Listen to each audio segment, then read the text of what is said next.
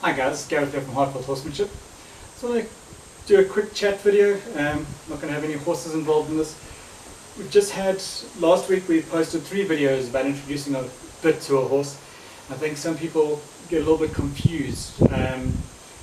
Everyone knows I'm an advocate of riding in a rope halter or a Brazil-based hackamore, and they assume I am anti-bit. I'm not anti-bit. I'm on a personal mission. So I just want to talk about my views on it, and separate to that, Heartfelt's views on it, and how this works with our course, with our clinics. If you choose to not ride in a rope halter or ride in a Brazil-based hackamore, the reasons why I prefer to ride in those devices rather than using a bit, the reasons why I don't use spurs, the difference in my approach. Now, a lot of the people I learn from, they ride in bits all the way up to a curb bit, and some of them very rightly say it's, they don't love the bitless movement because of the negativity associated with it. It's not about pro something, it's about anti something. And they're 100% right there. So I'm not anti-bitless. I'm not anti-bits. I am pro a different way. There's no real word for that as yet. So I ride in a rope hackamore or Brazil-based hackamore, but I'm not anti-bit. So I'm not as offended by the term bitless as some people are. Limitless is also a positive term, so I do view bitless as a positive thing. But my reasoning behind it isn't about anti. My personal reasons for riding in a rope hackamore or rope halter, or for competitions, a Brazil-based hackamore, is about seeing what I can achieve through connection rather than control. If I have a bit or I have spurs, the chance is always there for my mentality to shift back into thinking, oh, I'm going to control the horse through pain. That option isn't available to me if I'm riding in a Brazil-based hackamore or if I'm riding in a rope halter. Sure, they exert a certain amount of pressure, and there's a certain amount of evasion from that pressure proven by science. But science has also proven that extra force on a bit is a lot harsher than extra pressure on the rope halter. So for me personally, it's proving that that relationship and connection is working for me, rather than there being any doubt that of my ego or my attempts to control getting in the way of what I can achieve with a horse. Some people say, well, there's things you can't achieve in a rope halter or without a bit that you can with a bit.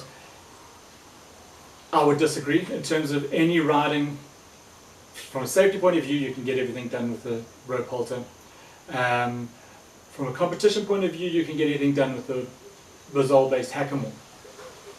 You can collect a horse, you can get contact, you can get lateral. Everything that you can do with the bit, you can do with the Brazil-based hackamore.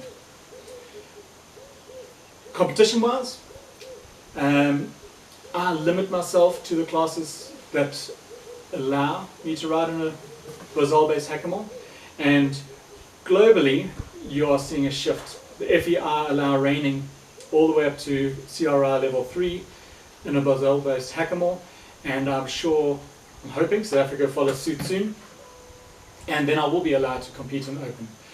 For me, I will not compromise my principles and my goal to achieve that open competition level. I'll keep going in intermediate. Yeah, people might get a little bit mad at me, but my principles state that I can't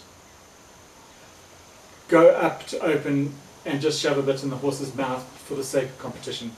There's no ribbon that matches the feeling of true connection with the horse.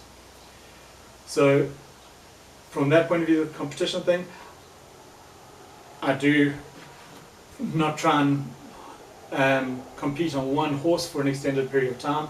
I'll pass my horses down to other people to compete on, and then I'll bring up a new young horse up to intermediate level, where I'm allowed to legally compete in a result-based hackamore.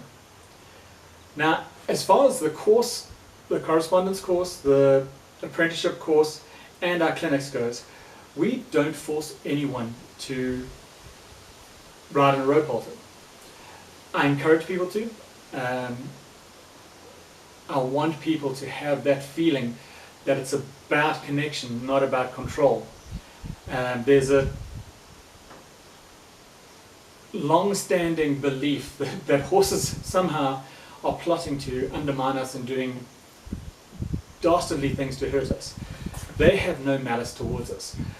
Every negative behavior comes from them feeling anxious or a miscommunication.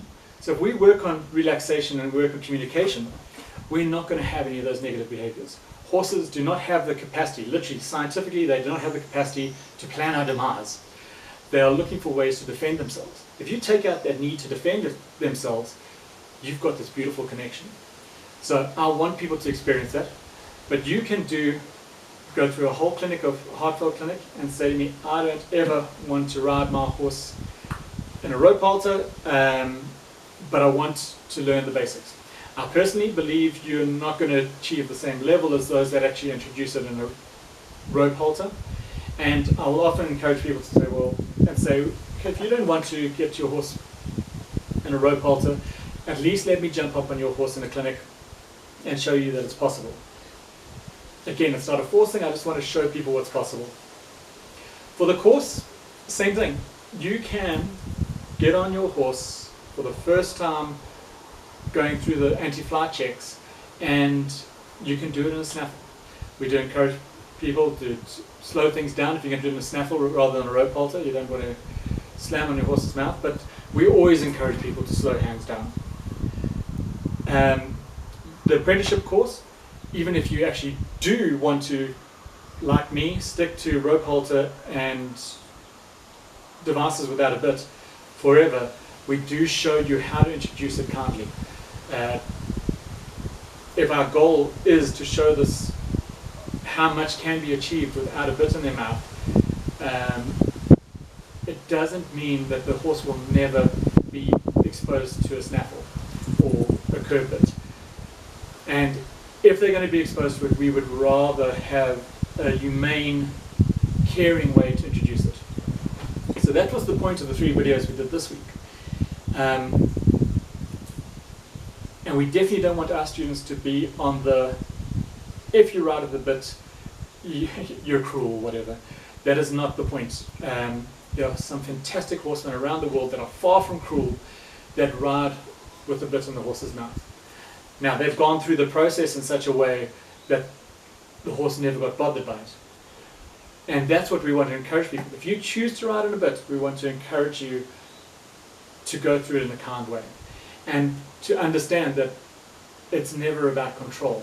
That bit is there for shape, just like a result-based hackamore is there for shape. And we want to encourage people to think that it's about communication.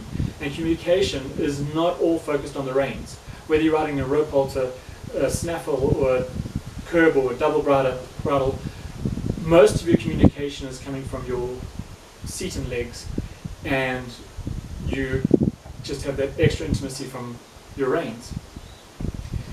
I hope this clears it up. Please, if you like the message I put through here, click like on the video, share it to your friends. YouTube's got a very fancy algorithm. They share or produce the videos to more people if it gets more interactions. So if you believe in what we do, please give a like and share. Maybe comment on the video what other topics you would like us to cover. And we'll see you guys during the week. Cheers.